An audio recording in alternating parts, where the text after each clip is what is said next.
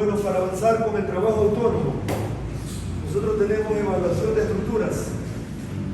La semana pasada yo hice un resumen de lo que era el método del FEMA. Fue solo una inducción, porque a ustedes toca aprender por su cuenta muchas cosas. Por ejemplo, me acuerdo de una. Ahí había una que decía que había irregularidades graves e irregularidades moderadas. Y luego cuando a mí me tocó ver eso, yo decía, bueno, ¿y cuál es la grave y cuál es la moderada? Porque las irregularidades ya sé cuáles son. Entonces le toca ir, o bien puede ser al PDF que yo le compartí, o también puede ser al manual del FEMA. Cualquiera de los dos, ahí está. De hecho, yo le comenté que en el manual del FEMA está demasiado detallado. Por decir, dice dirección, ya. Usted ve que el formulario tiene un montón de ítems y uno de ellos dice dirección. Después que está el formulario, más abajito comienza a hablar uno a uno y dice dirección y le explica a uno qué escribir en dirección. Como que si eso no fuera algo tan obvio que yo lo pudiera decir, bueno, dirección es dirección. Pero cada cosita, cada ítem está desglosado en inglés. Pero ventajosamente tenemos ahora el traductor, copio y traduzco. Y también podemos leer, yo creo que sí podemos leer con cierta facilidad y entender al menos un 70-80% de lo que dice un párrafo, con el nivel de inglés que hemos adquirido aquí en la universidad. Entonces sí se puede leer un poquito. Ese fue el método del FEMA. Son 3 métodos y uno de computadora. Este de acá es el método italiano, y el método italiano también es sencillito, muy facilito. Este método fue desarrollado en el año 76 por 2 personas, 2 italianos, Benedetti y Petrini. Al principio ellos lo desarrollaron para estructuras de mampostería, que hay bastantes en Italia y son estructuras que son un poco antiguas, cuando todavía no se desarrollaba plenamente el hormigón. Pero poco a poco el método se fue ampliando y hoy está en algunas normas europeas, en la norma italiana. Ya no se llama el método de Benedetti y Petrini. Bueno, le decimos así porque ellos fueron, digamos, las personas que comenzaron proponiendo el método, pero ya ahora donde ellos lo tenían ya va mucha diferencia. También el que les voy a presentar ahora recibió ciertas modificaciones por este profesor ecuatoriano, Roberto Aguiar, que le hizo una adaptación al método, porque acá tenemos ciertas características que la construcción que tal vez no las tienen en Europa. Roberto Aguiar es un profesor que ya está jubilado, es un profesor como de unos 70 años, pero él todavía sigue activo en la ciencia. Pues para decirle que tiene, por lo menos, yo le conozco unos 25 libros escritos, que uno dice, bueno, ¿y cómo escribió tantos libros? Pues porque él se pasaba su vida dedicado. Él ahora es profesor de la maestría en estructura, está dando el módulo ahorita de dinámica. Probablemente, si usted vio análisis matricial con el ingeniero Marcos, o vio una asignatura con el ingeniero Marcos, él utilizaba el programa SAINCILAC, que es autoría de este doctor, Roberto Aguiar. Como el profesor tiene mucha experiencia y también tiene nombre, entonces por eso lo tenemos aquí en la maestría en estructuras, porque realmente resulta que le da mayor valor a la maestría. Ese método del italiano se llama el método del índice de vulnerabilidad. El método califica diversos aspectos de los edificios, tratando de distinguir las diferencias existentes entre un tipo de construcción o tipología. Esta es una ventaja sobre los métodos que clasifican las construcciones por tipología, material o año de construcción, como el ATC-13 y las escalas de intensidad MS98, MKS, entre otros. Entonces, es un método que es bastante utilizado en Europa y también se puede utilizar aquí en Ecuador con la adaptación que tiene. El método evalúa 11 ítems en una construcción. Ustedes ven allí 11 ítems. Buenos días. El método evalúa 11 ítems lo clasifica como A, B o C. Por ejemplo, dice losas. Aquí hay el 5 que dice losas. Si la losa es plana, entonces le va a decir que es su categoría C y por lo tanto se gana 6 puntos. Si la losa tiene vigas rígidas, ya saben, cuando la viga es rígida, entonces ahora es categoría A y tiene 0. Y si no es ni rígida pero tampoco es plana, o sea, está ahí en un intermedio, pudiera ser B. O sea, aquí juega un poquito la experiencia que usted tiene de qué forma es el método. Luego, si la losa era plana, supongamos que la losa era plana y se sacó 6, que fue categoría 6, ahora tiene 6, eso tiene un peso W, un peso que vale 1. Luego uno multiplica 6 por 1, aquí el resultado da 6. Por ejemplo, este de aquí tiene configuración en plata, tiene una configuración de 0,5, perdón, un peso. De manera que si tiene 6, porque tiene regularidades, ahora 6 por 0,5 es 3. Y eso suma un score, un puntaje. Suma un puntaje y ese puntaje es el que dice luego si la estructura es o no es vulnerable. Muy sencillito el método. Bueno, eso me parece, que el método es sencillo. Las bondades del método, fundamentado en métodos reales, se puede aplicar a nivel urbano, se ha aplicado ampliamente en Europa, en España, en Italia. Se adoptó oficialmente por el organismo de protección civil, que es como la defensa civil aquí en Ecuador, en Italia. Se ha aplicado en diferentes investigaciones científicas y el método se ha adaptado, servido de base para el desarrollo de otras metodologías. Así es. Mañana usted dice, bueno, yo voy a hacer un método de evaluación de estructuras. No tiene por qué partir de cero. La persona que quiere partir de cero es tonta. Si ya alguien ha generado conocimiento, entonces yo utilizo el conocimiento que esas otras personas han generado y con eso que han generado, entonces nosotros avanzamos a otra etapa. Entonces muchas personas han utilizado el método para desarrollar su propio método. Y claro, tienen que mencionarlo, no tienen que decir, bueno, el método, se utilizaron procedimientos del método, el método del índice de vulnerabilidad. Esta primera parte son cosas generales, que la dirección, que la casa, que quien evalúa, son datos fáciles. Y como les dije, tiene 11 ítems. 11. El primer ítem es ese de allí. Dice, bueno, el primer ítem es la organización del sistema resistente. Ese es el primer ítem. Dice, bueno, evaluar en el pórtico el índice de vulnerabilidad. Y tengo 3 categorías, la A, la B o la C. Si es A, vale 0. Si es B, vale 6. Y si es C, vale 12. ¿Y cuánto vale A? ¿Cuánto vale A? A ver, aquí dice, si este cociente de H sobre T es mayor que 40, entonces es A. Si este índice de H sobre T es menor que 20, entonces es categoría C. ¿Y cuánto es B? Bueno, cuando tenga el intermedio, ¿verdad? Si ya me descarto este y me descarto este, porque este es menor, este es mayor y este es menor, tiene que haber ahí un intermedio. En ese caso es B. Es muy sencillito porque ese primer ítem está explicado aquí. Yo el método no lo sabía. Yo cogí los artículos de Benedetti Petrini, la norma italiana, que está en algunos casos en español.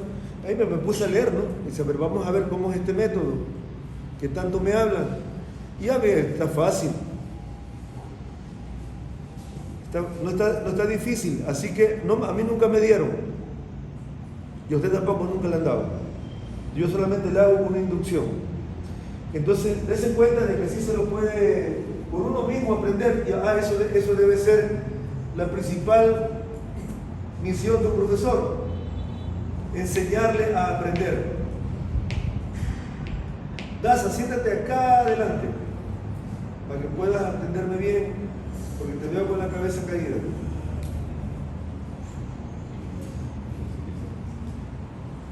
Y a las señoritas que están ahí atrás y al joven les voy a pedir que se pongan en esta fila.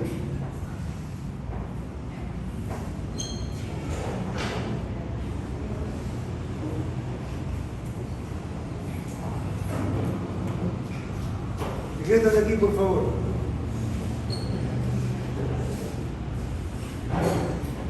Señorita Roxana.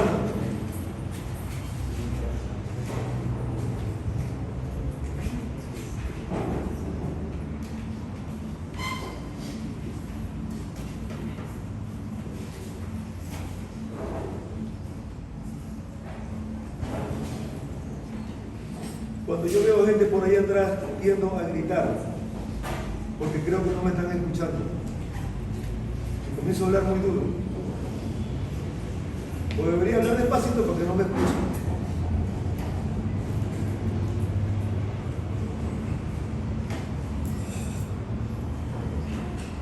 En este método se evalúa la altura del edificio.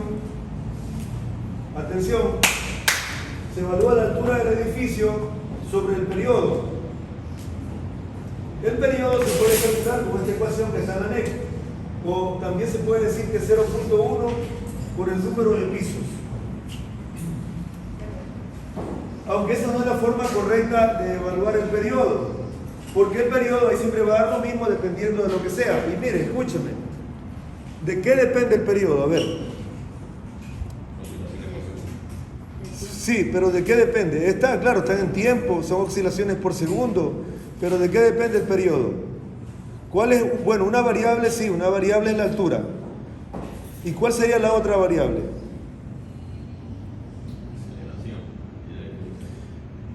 Para que algo tenga un periodo diferente a otro, pues lo que va a hacer que tenga periodos diferentes es la rigidez. La rigidez de la estructura. Ahora nosotros nos vamos a evaluar por la rigidez, porque el periodo T, el T se lo debería evaluar con un equipo que se llama un acelerógrafo o un sismógrafo, que uno lo coloca en un edificio y él le va a decir cuál es la aceleración. Creo que sí les he mostrado esta aplicación, que es un acelerógrafo y que dice la aceleración que tiene ahora el movimiento que yo le haga, ¿no? Y a medida que lo molesto, que le hago cosas, él cambia. Pero esto es una aplicación de teléfono, esto no tiene realmente mayor valor. Si hay unos equipos que se llaman acelerógrafos que sirven, uno se lo coloca en un edificio y le dice cuál es el periodo. Lo coloca ahí y le dice cuál es el periodo, en segundos. Porque eso depende de la robustez del edificio. Edificios que son flexibles, que tienen columnas finas, que tienen losas planas, van a tener periodos largos.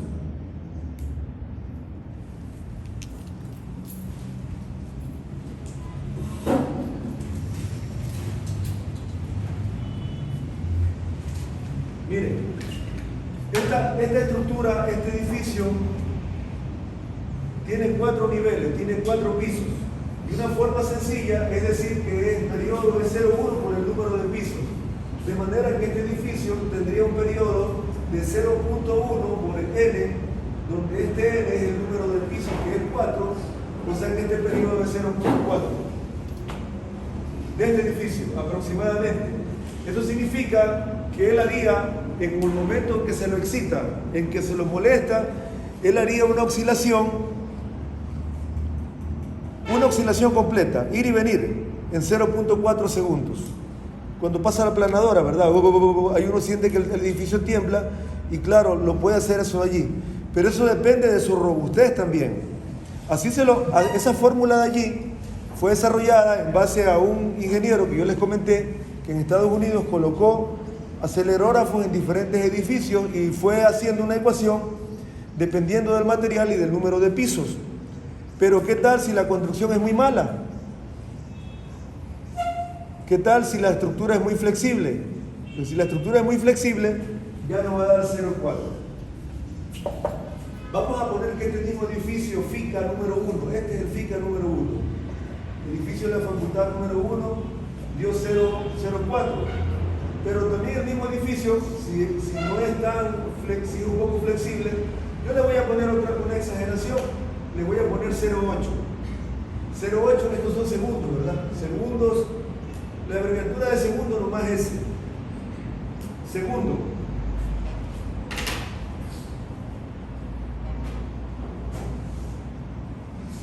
.04 segundos.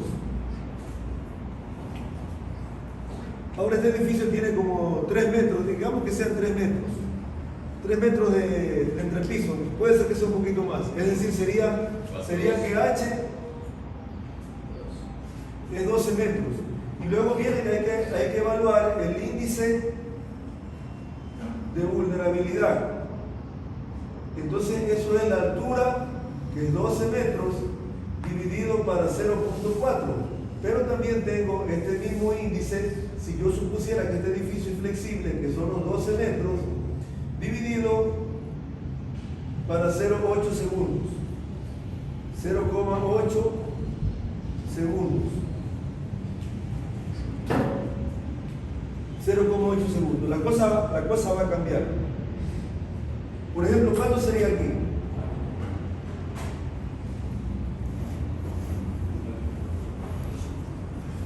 Entonces para 4, 30.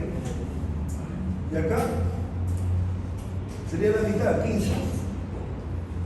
15. Son dos cosas diferentes. Claro, ahora para el ejercicio usted va a suponer que es 0,1 por el número de pisos.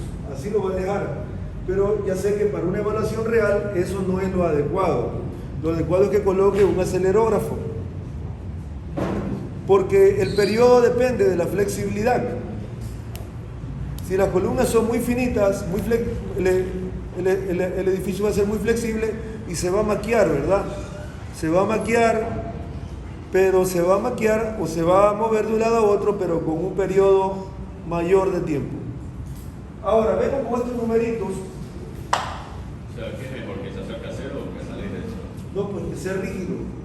Edificios con periodos altos son edificios flexibles, son malos.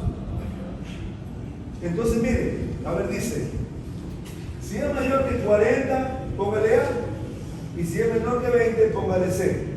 Aquí están los numeritos, ¿verdad? Depende de qué me salió. Por ejemplo, si fuera para acá, ¿qué le pondría yo? B, porque no es ni C. B. O sea, le pongo B y aquí el puntaje es 6. Sencillo ha sido. Ahora, ¿y si me salió el de acá? Si me salió 15, C. Entonces, pongo una X acá y entre 12. Y entre más grande es el puntaje, mayor es el índice de vulnerabilidad. Es más vulnerable. Y así sucesivamente se van haciendo diferentes análisis para cada uno de los índices. Estructura tiene muros de hormigón armado, vale A. Estructuras tiene diagonales, vale A o B. Tiene vigas y columnas, dice B o C. A ver, este edificio tiene vigas y columnas, ¿sí? ¿Es B o es C? ¿Ustedes qué dicen?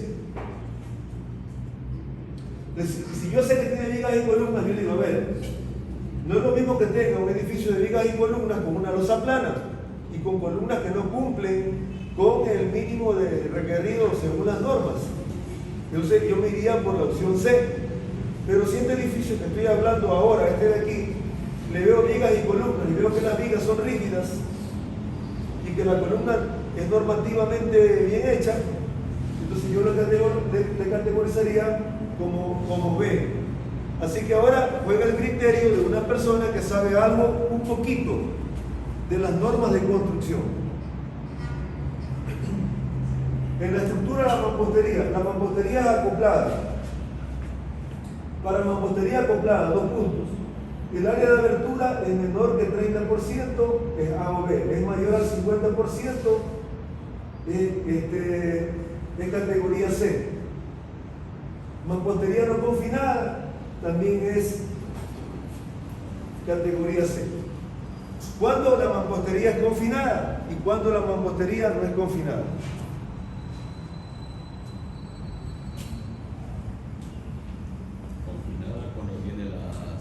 Viguetas. Confinada cuando tiene viguetas y columnetas, pilaretes. No la hemos visto, oiga, pero esos pintores sí han sido turros. Mire cómo pusieron la raya así, ¿ves? En un edificio de ingeniería. Aquí la columna está inclinada. ¿Ah? La columna no está inclinada. La pared tampoco está inclinada. Ellos hicieron un seno en medio. Tiple una piola y verá que está así, ¿ves? Y ahorita que veo que dice en medio tiene un seno. Es que ¿sabe qué? Creo que los pintores eran trabajadores de aquí en la universidad.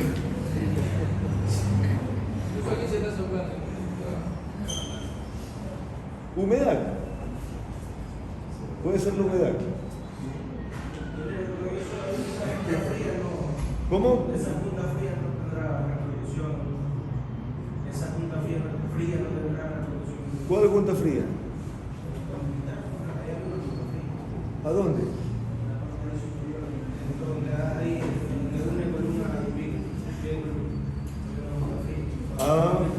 ¿Y por qué punta fría? Porque hay filtración de agua, filtra el permeable y ahí ya corroe el acero. Bueno, sí, pero decir que es junta fría es probable que no, porque todo fue fundido monolíticamente y la junta fría se produce en el momento en que usted tiene un elemento hecho más de 24 horas y vuelve a fundir, y en medio de los dos no está el hormigón monolítico y queda lo que se llama una junta fría. Eso más bien puede ser que se fisuró por alguna razón, retracción por fraguado, alguna cosa. Bueno, miren, aberturas del 30% tendría que calcularlas, porque si la abertura es menor que el 30 es A o B. ¿Y cuáles son las aberturas? Pues bueno, son las ventanas. Pero si ocurre que la mampostería está así como este de aquí, que está ocupando todo el espacio, pues eso es ventajoso para el edificio. Y en ese caso lo vuelve categoría A.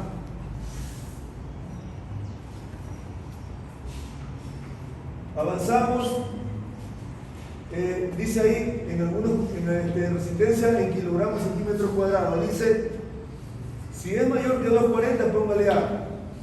Si es menor que 280, póngale categoría C.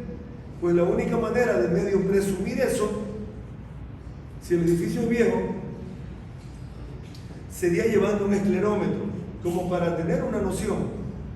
Y con el esclerómetro probar cuál es la resistencia que tiene el hormigón. Si no, uno andaría hablando a ciegas. Muchas veces lo que hacen los evaluadores es que ese parámetro lo dejan en blanco, porque si yo no puedo evaluar el hormigón, entonces le dejo en blanco. Pues ahí lo que puedo hacer es suponer, por ejemplo, que este edificio, si fuera tuvo al menos 210 kilogramos por centímetro cuadrado, que es lo mínimo que exige la NEC, porque probablemente tenga más. Pero le puede dejar entonces en 210 kilogramos por centímetro cuadrado. Y si es 210, por lo que uno mira aquí, ¿verdad? Este es C, este es A, así que si es 210 me tocaría marcarle el B. Y así está lleno de parámetros, está lleno de diferentes cosas, como este de aquí, por ejemplo, que se tiene que ver la resistencia convencional.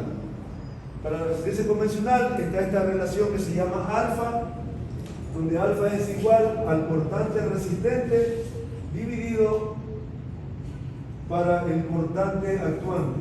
Aquí no se ve bien, pero aquí hay una raya de división que ya en la otra diapositiva está explicada. Si esa relación da mayor que 3 es A. Si la relación da menor que 1,5 es C, y obviamente hay un intermedio que es B. Ahí está explicado qué es alfa, BR y BS. ¿Qué es BR? Es el cortante resistente. Y el cortante resistente es igual a tau, donde tau es la resistencia al cortante del hormigón, AC es el área de la columna y N es el número de la columna. En esta ecuación se desprecia el aporte de los estribos, porque los estribos también contribuyen a la resistencia al cortante, pero ahí solamente está considerando el puro hormigón. O sea, a ver, La resistencia del hormigón es phi 0,17 raíz cuadrada de F'C. Cuando yo tengo 0,17, entonces F'C va en megapascales.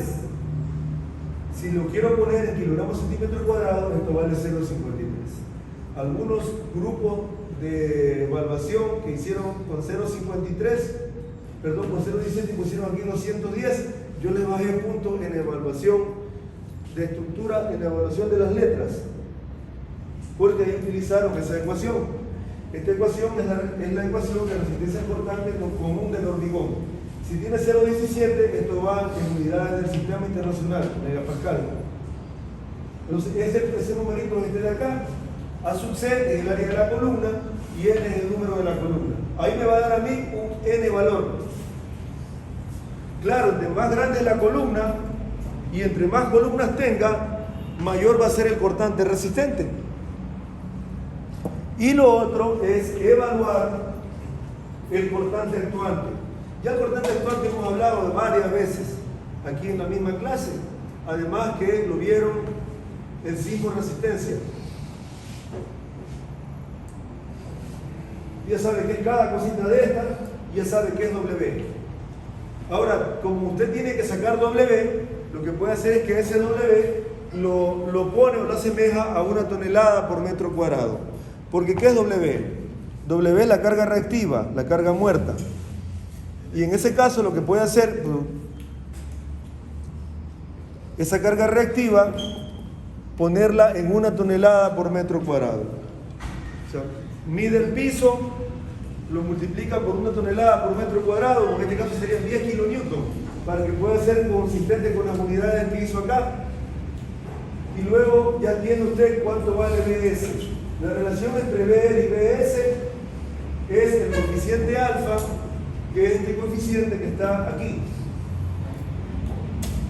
Deriva de piso, la única forma de evaluar la deriva de piso sería haciendo un análisis por computadora o por cualquier programa.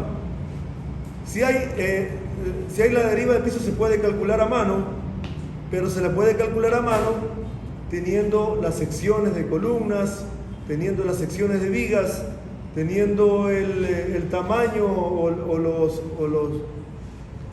teniendo cuánto es el acero que tiene.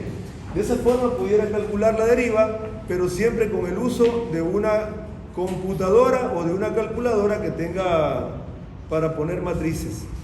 Ahí en ese caso pudiera calcular la deriva. Y dice, bueno, profesor, ¿y qué hacemos entonces con la deriva? Bueno, en ese caso, si usted no sabe, puede ponerle que está al 2%. Pero ahí estaríamos diciendo que estoy poniendo cosas sin mayor sustento porque no la he calculado. También lo que acostumbran a hacer es lo que hacen este de aquí, que aquí simplemente le dejan en blanco, porque la deriva no tendría forma de...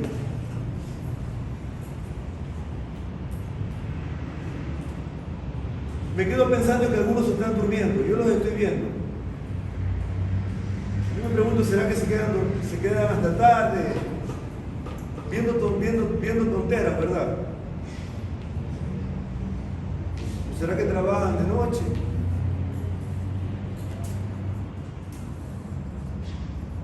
Y lo digo por mí, hoy día le pegué una repelada en el carro, quedando con sueño. ¿Cómo no va a tener sueño si está a las 2 de la mañana haciendo tarea? 2:30, ¿qué hiciste de tarde? Y tiene que decirme, se pone a jugar, a no sé qué cosas que juega. Yo le digo, mira, a mí me da lo mismo, haz lo que te dé la gana. No voy a derramar una lágrima si mañana estás detrás de un mostrador vendiendo tela, si mañana estás haciendo hueco en una construcción. No voy a derramar una lágrima. Así sea mi hijo, porque cada uno se labra su propio destino. Si eso es lo que él quiere hacer y se pone a jugar y a hacer lo que sea, pues ni aunque le arree palo, ahí se va a quedar.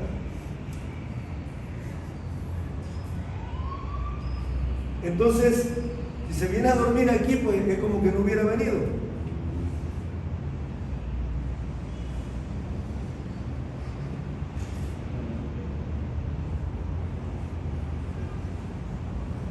Posición del edificio con la cimentación.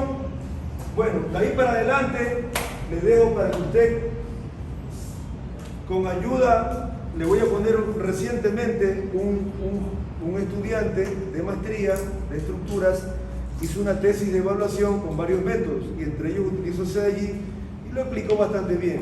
Ahora, también en internet existen ayudas del método de Benedetto y Petrini, PDF, usted lo descarga y le va explicando qué es cada cosita. Porque no está tan difícil tampoco.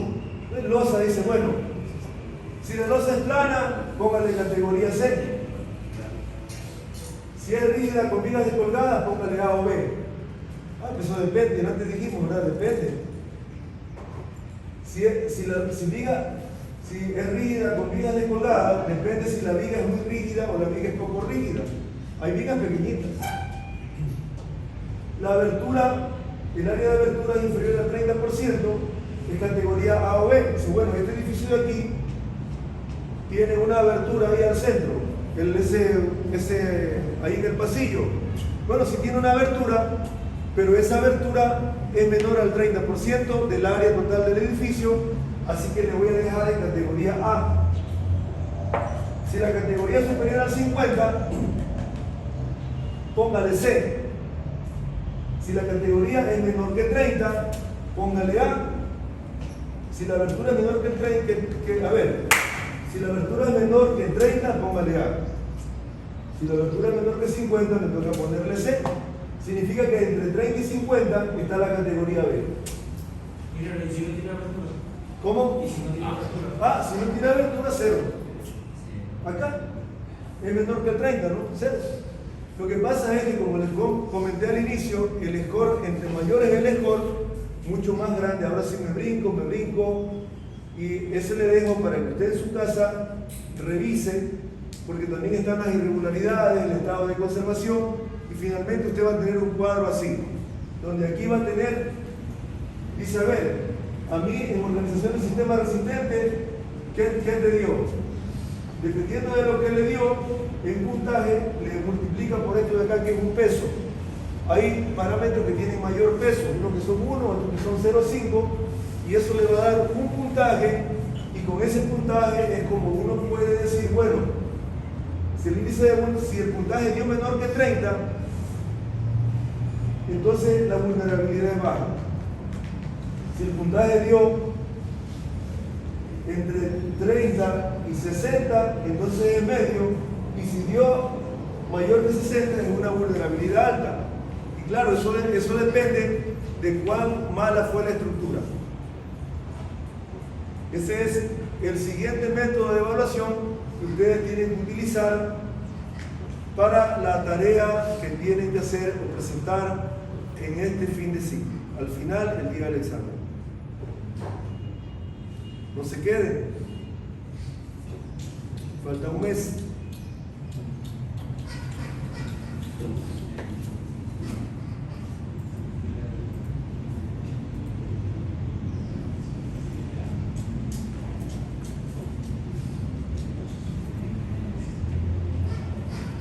La semana pasada estuvimos hablando de la cimentación y voy a repetir ciertas cosas de la cimentación porque la semana pasada fue así un poquito más rápido.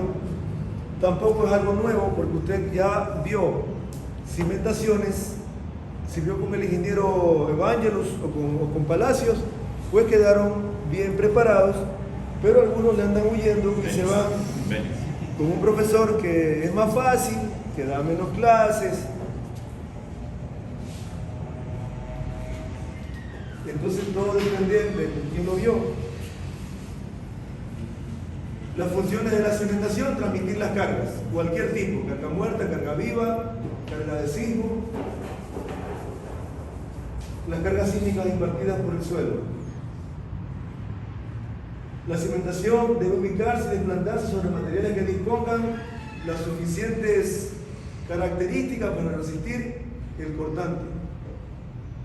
Los esfuerzos de resistencia al corte, un idóneo desempeño para asentamientos generales en el suelo y que la resistencia se mantenga por debajo de los estados límites de falla, capacidad de carga y de servicio de asentamiento en los diseños de las cimentaciones. son las cosas que uno debe de revisar.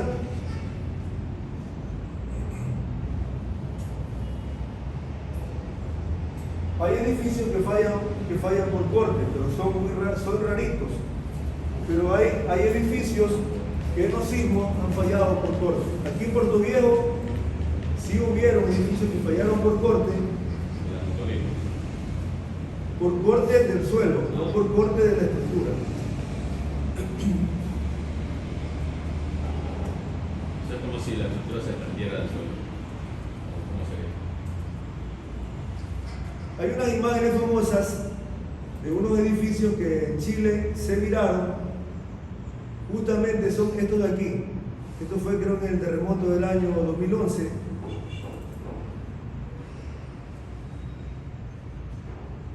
Estos se viraron, estaban parados y se cayeron. Cayó enterito. ¿Qué le pasó? El suelo falló por cortante. O sea, el suelo se cortó y el edificio se volteó. El problema no fue la capacidad portante del suelo, el problema fue que el suelo se cortó. ¿Cómo puede entender qué es el corte? Pues imagínense que está el edificio aquí parado, este es mi edificio, está aquí un poquito enterrado en el suelo, y entonces ocurre que el suelo hace un círculo de falla así, y el edificio entonces se vira así. Pues eso es el cortante del suelo. También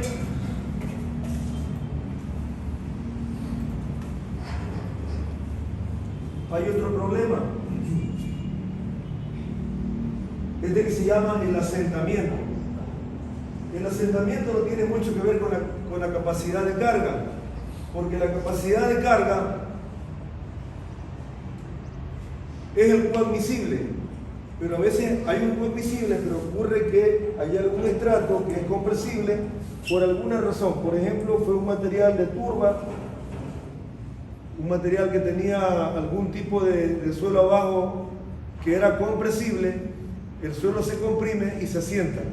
Hay límites del asentamiento que son 1 o máxima 2 pulgadas, 25 centímetros o 50 milímetros, que ya lo va a ver que está más adelante en una diapositiva, esa normativa que viene en el ACI. Las estructuras también en cimentaciones, que son cosas generales de cimentaciones, se clasifican en profundas y en superficiales. Y todo está en la relación entre la altura del edificio y la altura o la profundidad de desplante. Profundidad de desplante sobre el ancho. Si la profundidad de desplante sobre el ancho es menor que 4, eso es una cimentación superficial. Si la profundidad de desplante es mayor que 4, es una cimentación profunda.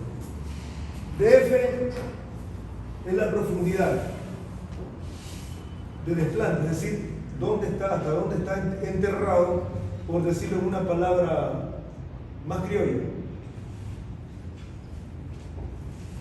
De su jefe la profundidad de desplante, y B es el ancho de la cimentación. Pero vamos a suponer que yo tengo un plinto cuadrado, este es un plinto cuadrado, este plinto cuadrado tiene 2 metros por 2 metros. Y este plinto está acá cimentado, vamos a ponerle a 3 metros. Bastante. Está bastante enterrado. Entonces la ecuación está sencillita. DF sobre B. DF es la profundidad del desplante 3 metros y B vale 2. O sea, 2 metros también. Divida eso. 3 para 2 es 0,15, ¿verdad? Sí. 1.5. Si es 1.5, le hago una consulta. ¿Fue cimentación profunda o superficial? Superficial. Bueno, fue superficial, así son normativamente, fue superficial. A pesar que estaba bastante enterrada entre comillas, bien profunda, cimentada. Entonces ahora se trata de una cimentación superficial.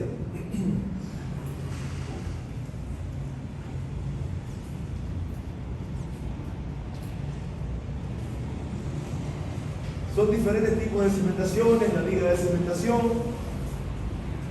La viga de cimentación se coloca al mismo nivel de la zapata y también ayuda a repartir las cargas que vienen de la estructura.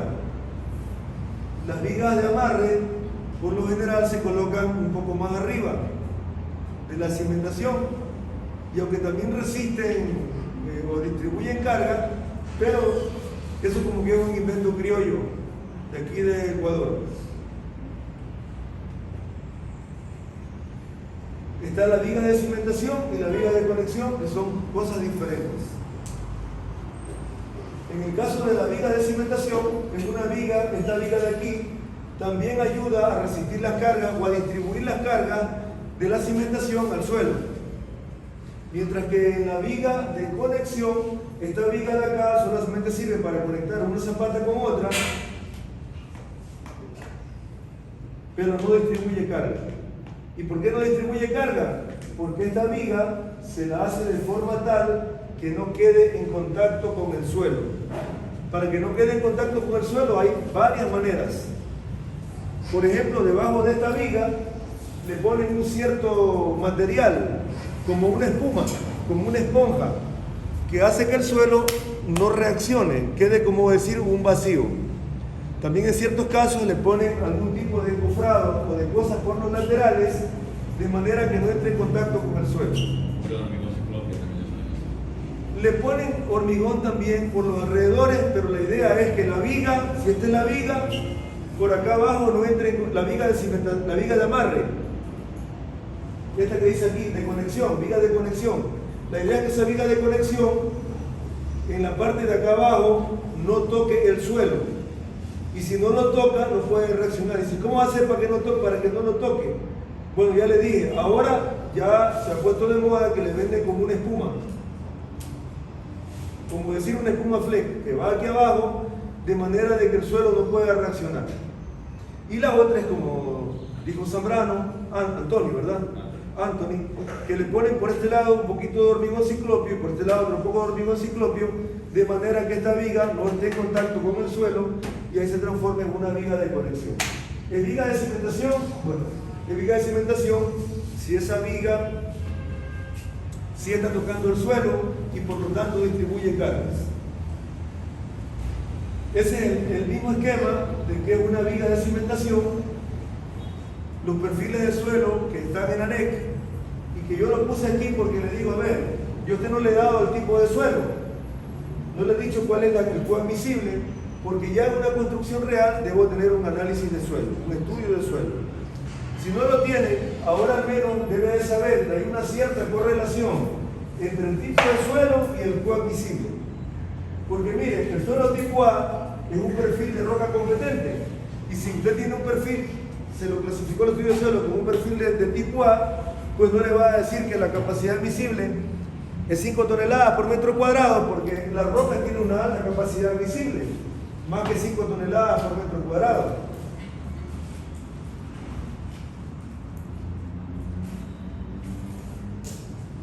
Mientras que si es un suelo categoría E, dice perfil que cumpla con el criterio de velocidad de onda cortante, o perfil que tenga un espesor total de arcilla mayor que 3, su índice de plasticidad que es mayor que 20, este W creo que es la humedad, y este SU no es más que la resistencia no drenada del suelo, que lo ponen en 50 kilopascales. 50 kilopascales es como 5 toneladas por metro cuadrado. Pero ojo que eso ahí es resistencia no drenada del suelo. Pero ya da una idea de que más o menos esa es la resistencia que tiene el suelo. No todas tienen, porque aquí sí dice que este de aquí es mayor que 50 kilopascales, que este es mayor que 100 kilopascales, y 100 kilopascales es 10 toneladas por metro cuadrado. 100 kilopascales. El pascal, ¿qué es pascal?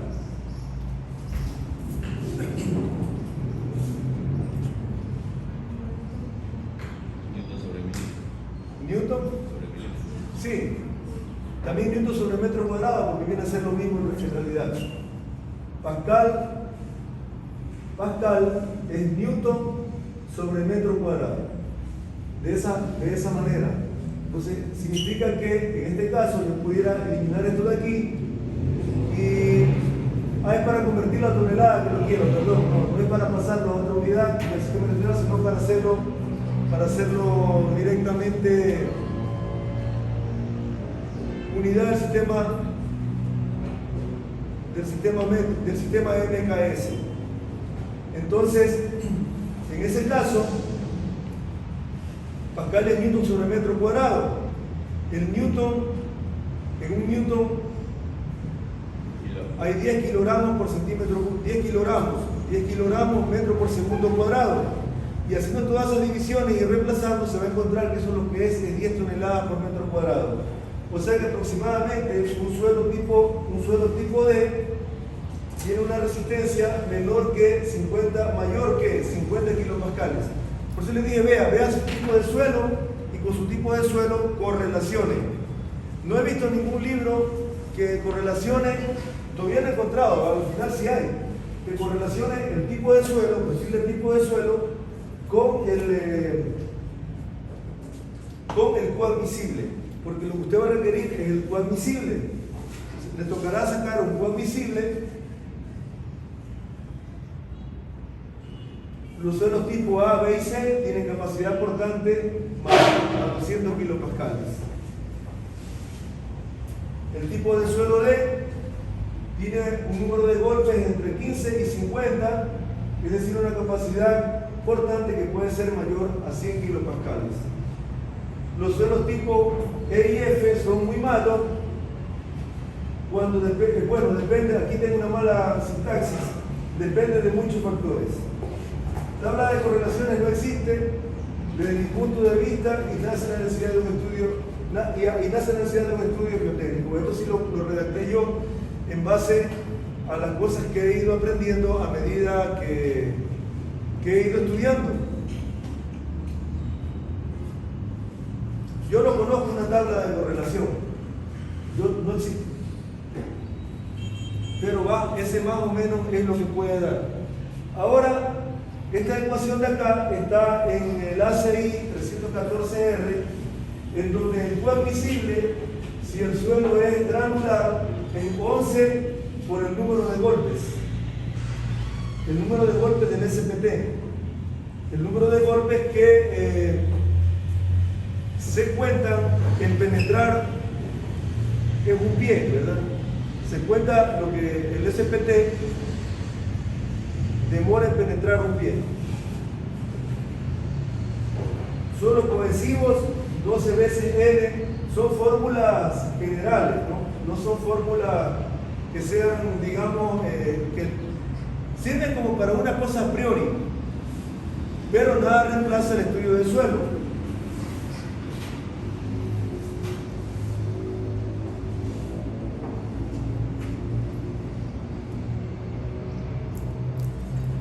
Este es un libro, el ACI 314, y son diferentes resistencias que tampoco se pueden tomar así a ciega, pero que sí dan una idea de cuánto tiene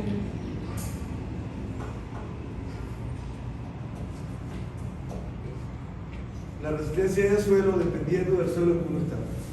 Pero ahora habría que también uno saber diferenciar qué tipo de suelo es.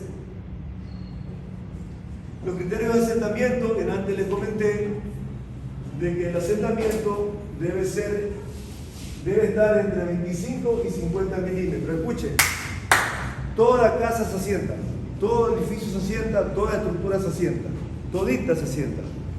Así esté hecha en pilote, se va a asentar. Lo que pasa es que ese asentamiento debe estar controlado y no debe ser diferencial, sino que debe ser uniforme. El suelo es un material compresible, entonces se va a asentar. Cuando se asienta, no debe pasarse de estos valores. Y esto de acá se lo puede calcular básicamente con programas. El SAC 2000, el ETAX, sí le da una cantidad, le dice cuánto es el asentamiento, luego de puro le ha puesto cuál es el módulo de balasto. Y esta figurita, creo que también la mostré la semana pasada, y les comenté que entre más ancha es la zapata, significa que ella puede transmitir la carga a una mayor profundidad del suelo. ¿Qué es preferible? ¿Que se lo transmita a una mayor profundidad o que se quede acá encimita? Pues claro que sí. Lo preferible es que la resistencia del suelo se transmita a una mayor profundidad. Porque claro, se está concentrando menos esfuerzo en las primeras capas y está llevando más esfuerzo a las capas más profundas.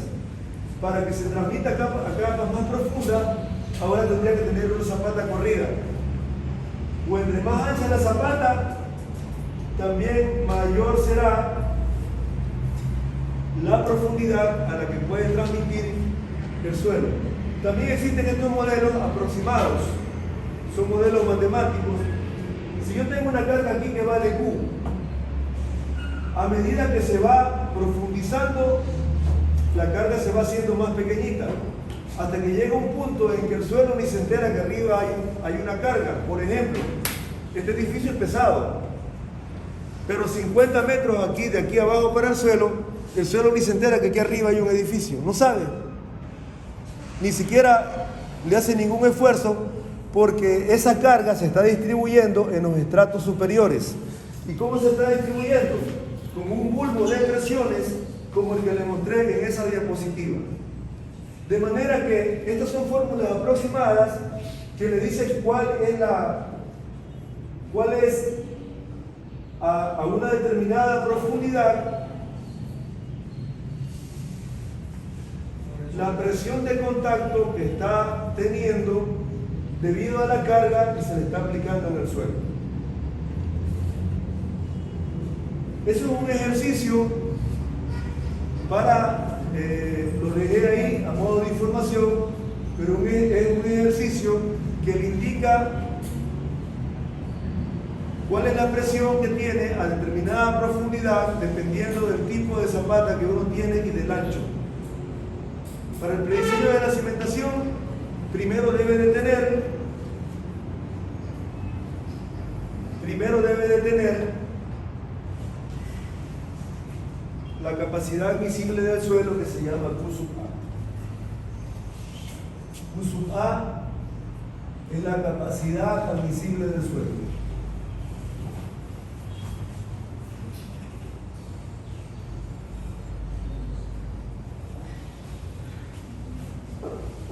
Ahí va. Esto se determina mediante un estudio biotécnico. En ese caso yo le he puesto, como el mío es un ejemplo académico, es un ejemplo real, y el suyo también es académico. Usted que elige una capacidad visible dependiendo de su tipo de suelo, de acuerdo a la categorización sísmica de la A a la F. Entonces, después de eso, toca calcular las cargas. Esas cargas yo ya las había calculado.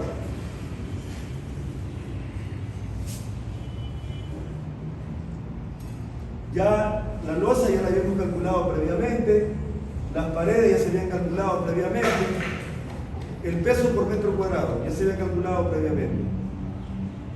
El peso de la viga no se había calculado, así que lo puse aquí.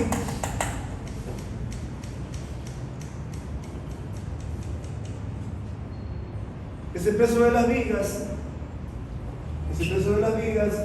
todo el peso, que es este 221 kilonewton, se lo divide para el área total. Para el área total de toda la estructura.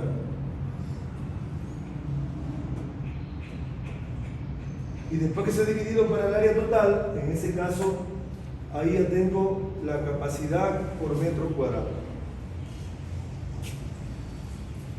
¿Sí me está entendiendo, niña? Había otra cosa.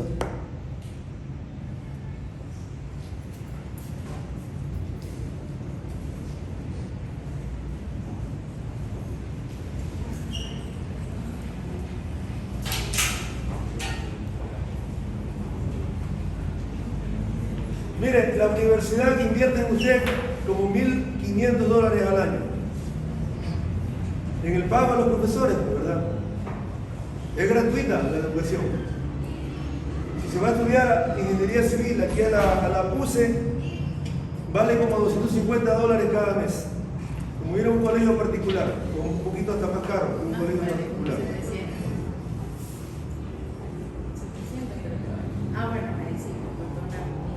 Medicina está como en 300 o 400, no sé. Depende de la carrera, pero ingeniería civil está como en 250. Aquí es gratuito. Aquí es gratuito.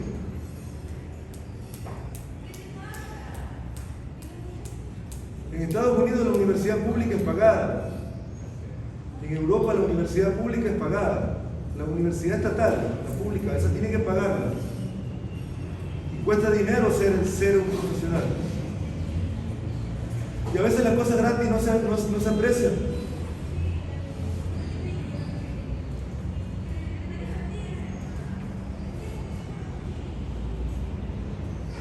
Hay aquí un resumen de carga que es muy sencillo sacarlo, y ahí está el ejemplo hecho. Y con este 864, que fue el peso por metro cuadrado, este fue el peso por metro cuadrado, hay que aumentarle entre un 7 y un 12%. Yo le puse 12. Porque todos estos pesos de acá no está considerado el peso propio de la cimentación y el relleno. Y el relleno y la cimentación también tienen un peso que también va a descargar al suelo, y por lo tanto hay que considerarlo. Entonces, está entre el 7 y el 12, de manera que a este 864 se le multiplica por 1,12 para tener el total de carga muerta. Cuando ya, así sería la carga muerta, porque todavía falta la carga viva. Ahora, para la dimensión de la zapata, usted tendría que hacer primero una prueba.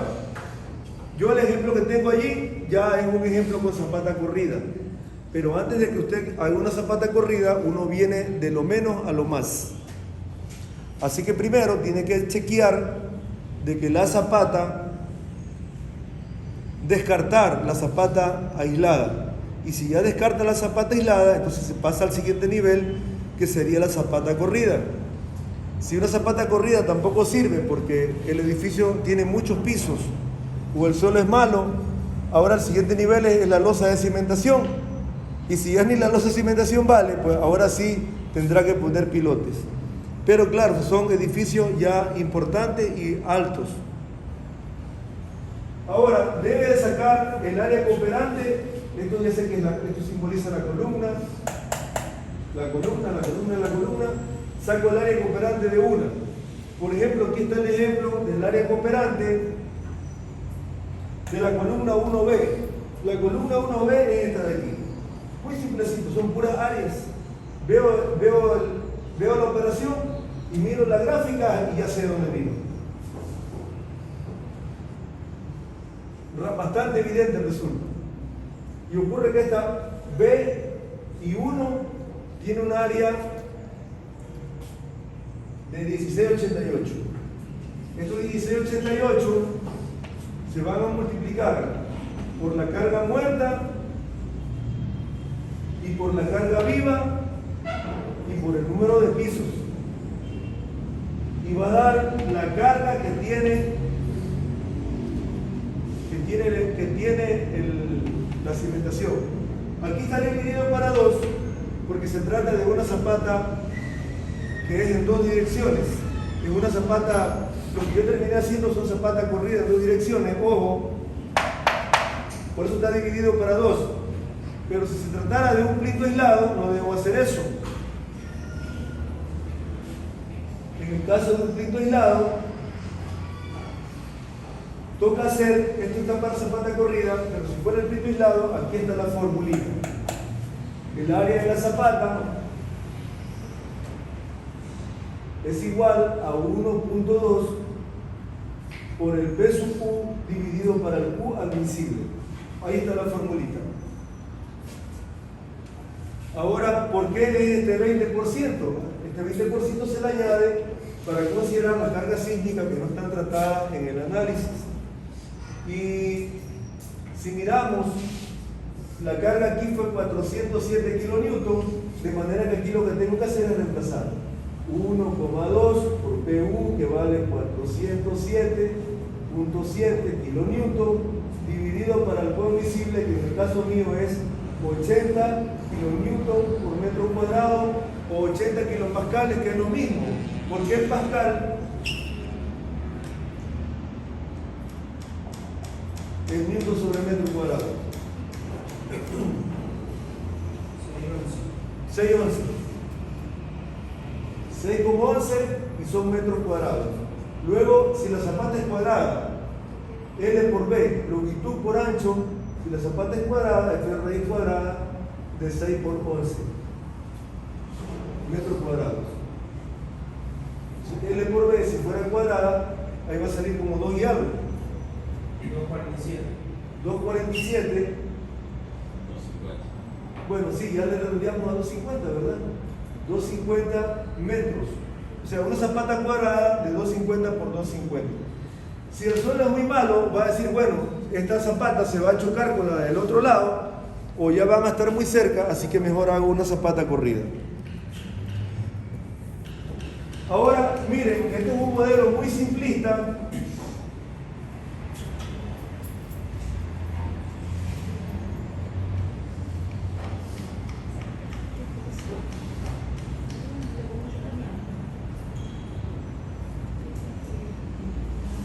Este es un modelo muy simplista, en donde esto está así, mire, ¿ven?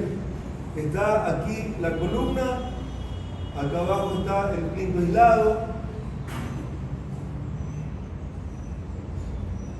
Este plinto aislado tiene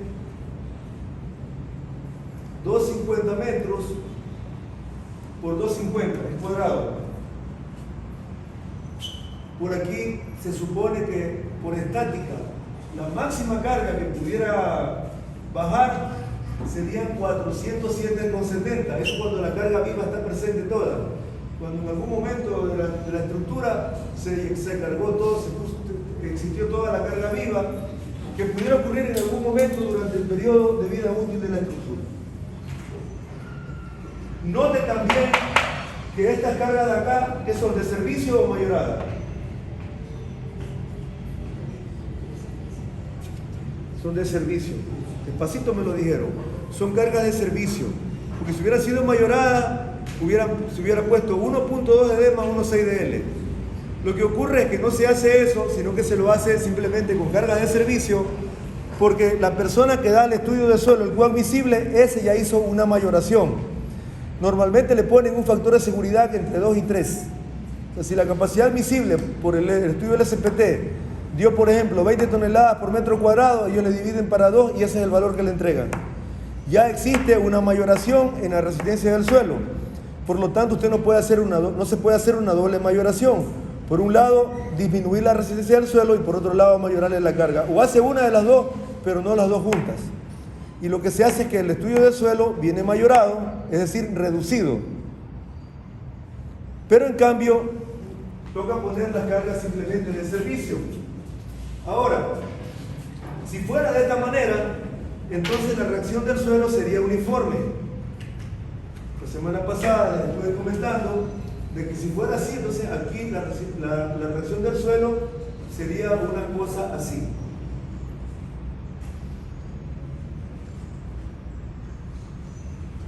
Yo les puse un ejemplo, ¿verdad? Si yo estoy en una balsa, ¿sí se ha subido alguna vez en una balsa? En una balsa de boya. Si me subo en una balsa de boya y me le paro al centro, entonces se hunde parejita. Pero si yo cojo esa misma balsa, la balsa de boya, la que usaban antes aquí para traer productos por el río Puerto Viejo, y ya me le paro en una esquina, me le paro por acá, pues ya saben lo que va a pasar. Se va a levantar así porque acá hay una mayor presión. Y eso es lo que ocurre con una columna, porque no solamente existe, si solamente fuera así como que yo te paraba al centro, y la reacción fuera así, una carga uniforme. O sea que es un modelo matemático no muy aproximado, burdamente aproximado. Porque la realidad es que aquí existe un momento. Y este momento se lo puede considerar un 20% del PU. 20% del PU. Si esto tiene un momento para acá, significa que esta carga de aquí se traslada para acá, esto es 407, y esto de aquí nosotros le llamamos la excentricidad. Esa excentricidad es igual al momento dividido para el P, que sería igual a 0,20. ¿Por qué? Porque como este es PU, está aquí arriba el momento, y abajo tengo otro PU, se simplifica, me va a quedar solamente el 0,20, que sería 0,20 metros. 20 centímetros. Si hago el reemplazo, por ahí está hecho el ejemplo, para que lo vean, pero no para zapata corrida, perdón, no para zapata aislada, sino para zapata corrida. Pero usted primero tiene que probar para zapata aislada y de todos los plintos, no de uno.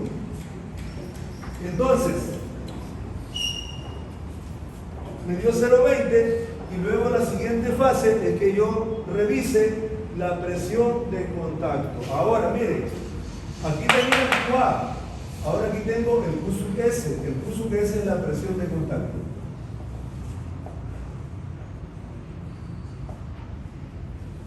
Presión de contacto, porque también está el QSUQ, que es la presión de contacto mayorada. Y esta de aquí solamente sirve para el diseño en hormigón armado. Ese que se llama el QSUQ, porque ahí vienen las cargas mayoradas.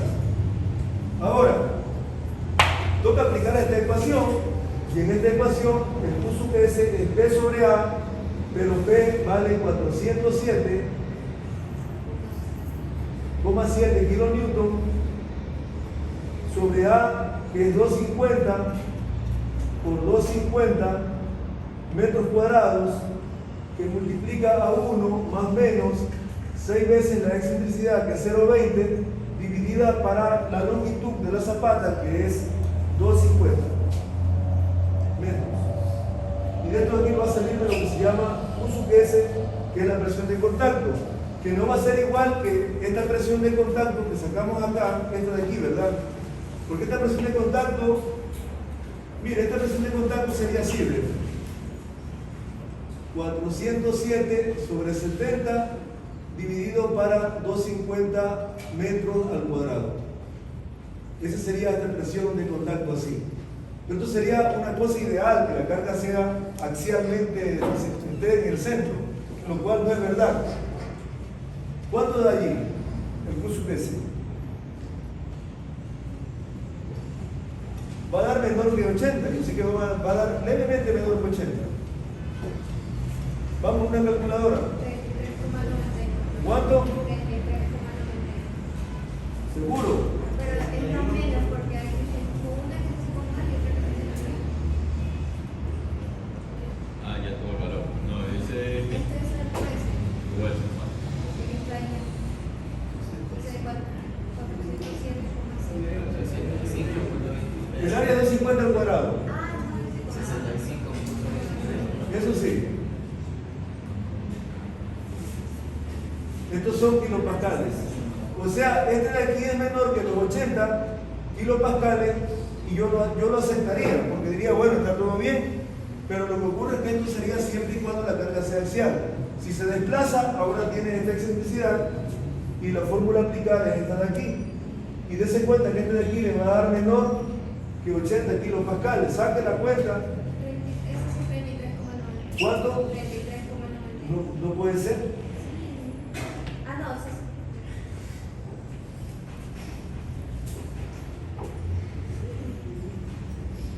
Hazte con menos. Con más. Es con más. Sí, hágala con más. Con menos sí, no hay problema. 96,54. ¿Cuánto dio, Tamara? 96,54 kilopascales, que es menor que 80 kilopascales, por lo tanto significa que no pasa. Y la solución es aumentar esto de aquí. Esto comienza usted a aumentarlo de 5 en 5, de 10 en 10, hasta que le cumpla. Eso tiene que hacerlo para todas las zapatas. Luego miren chicos.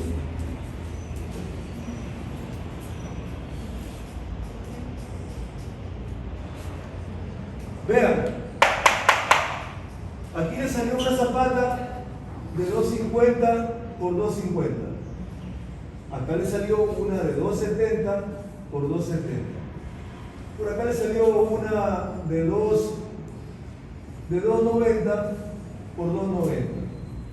Por acá, esta de esta esquina salió chiquita. Esta salió, voy a ponerle de 2 metros por 2 metros. Acá salió una de 2.10 por 2.10. Y así. Dice, bueno, tengo diferentes. Por acá tengo, voy a poner alguna otra cosa. Voy a poner que esta zapatita de aquí dio, por ejemplo, como está en esquina, le voy a poner que dio, por esta de aquí, esta le voy a poner 3 metros por 3 metros. Y esta de aquí le voy a poner 2.10 por 2.10. Dice, mire, ¿usted para qué va a construir así tanta dispersión? ¿Qué le va a hacer? ¿Qué va a hacer usted un plano que diga, esta dame la de 2.50, esta dame la de 2.70, esta dame la de 2.90? No. Dice, mira, esta y esta, hágame la de 3x3.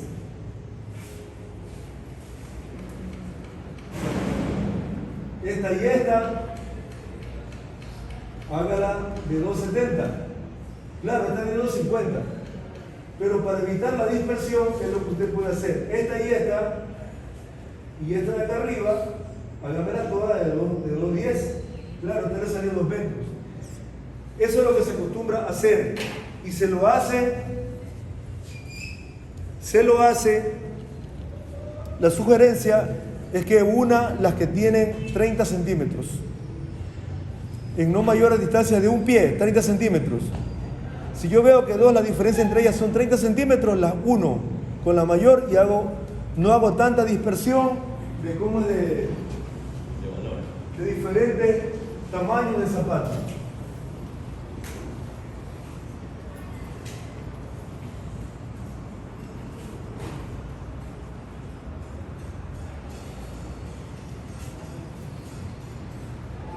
Hasta ahí el prediseño, porque ahora viene a ingresar en el tax, eso de allí.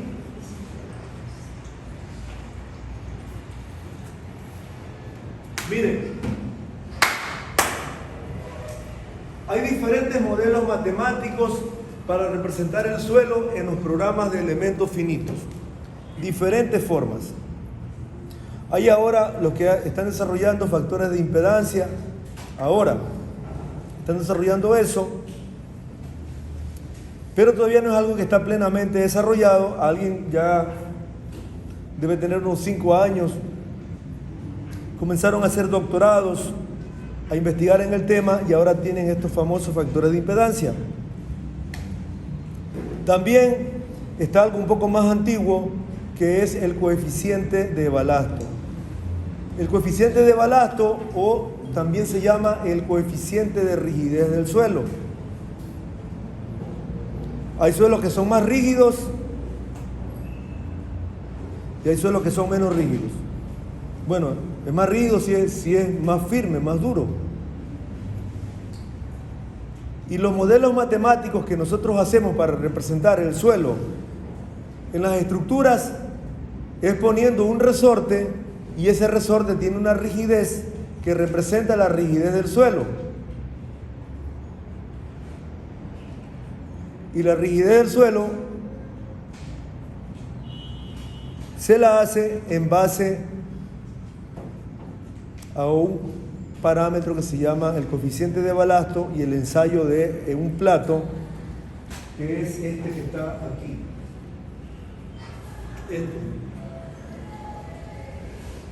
La universidad, aquí compraron uno y saben que nadie lo usa, está guardado, porque nadie lo sabe utilizar. La materia en estructura lo utilizamos, el profesor que da cimentaciones.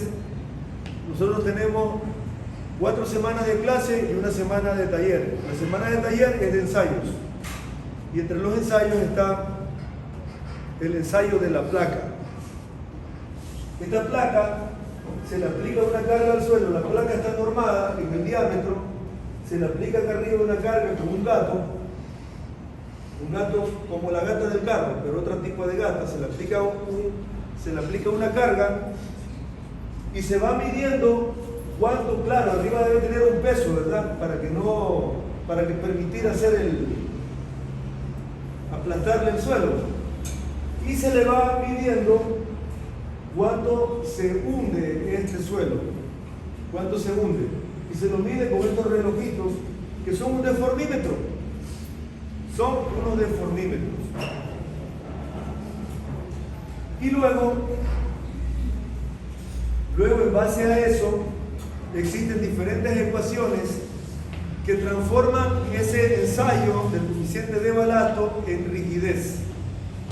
Que esa rigidez es el coeficiente de balasto y es como nosotros modelamos la rigidez del suelo en los programas. Esa es la fórmula de Terzaghi, pero hay diferentes fórmulas que las he puesto aquí. Diferentes fórmulas. Cuando no tengo el ensayo del plato, recurro a una fórmula un poquito empírica y aproximada que está hecha en base a correlaciones, que se llama la fórmula de Bowles. Un ingeniero apellido Bowles, tiene un librazo así, Bowles, hizo famoso, un ingeniero de una universidad. Él hizo tesis y cosas y comenzó a correlacionar el ensayo del plato con el cuadro visible. Y luego con eso él encontró que el coeficiente de balasto es 40 por un factor de seguridad y por el coadmisible. El factor de seguridad puede ser entre 2 y 3. Y el coadmisible, ¿de dónde sacó el coadmisible? Pues el estudio de suelo del SPT, porque ocurre que el ensayo del plato es más caro y no lo hace. Aquí lo tenemos nuevecito de paquete, más desde antes de la pandemia. Yo le dije a Evangelos Manobri, está este de aquí, úsalo.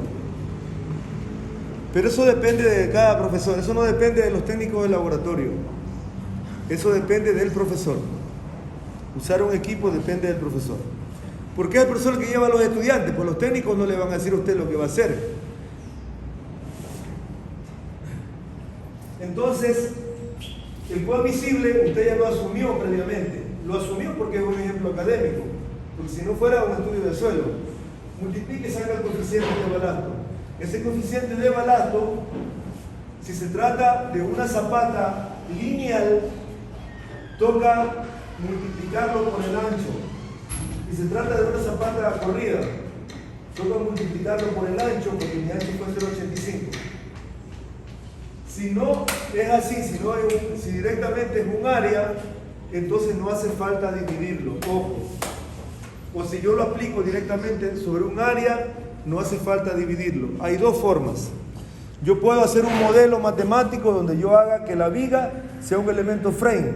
Escúcheme, importante. Yo puedo hacer el modelo matemático de la cimentación de dos maneras. Uno haciendo que sean elementos frame, o sea, pórticos. Una cosa lineal. Y si es una cosa lineal, la zapata corrida, entonces es una línea. Y yo tengo que hacerle indicar al programa de cuánto es el ancho, y para indicarle el ancho, debo de multiplicar el coeficiente de balasto por el ancho. También yo pudiera modelar la cimentación, en vez de hacerla como un elemento frame, un elemento línea, así como cuando hace la columna y la viga, hacer más bien un área, pero ahí me demoro más, pero es más exacto. Entonces, pongo un área, y cuando pongo un área, ahora sí puedo poner directamente el coeficiente de balasto, porque como está aquí, kilonewton metro cúbico es para área, y como está acá es para un elemento línea, un frame, como una viga, pero una viga en el suelo. Entonces, aquí está el procedimiento de cómo se lo pone en el programa de TACS, cómo se lo modela en el programa de TACS el coeficiente de balasto. Eso siempre queda para que usted lo haga en su casa. Yo entendí la tarea Fernanda me escribió como el día sábado, le digo, bueno, le voy a extender hasta el día miércoles a las 3 de la mañana. O sea, esta noche y toda la madrugada hasta las 3.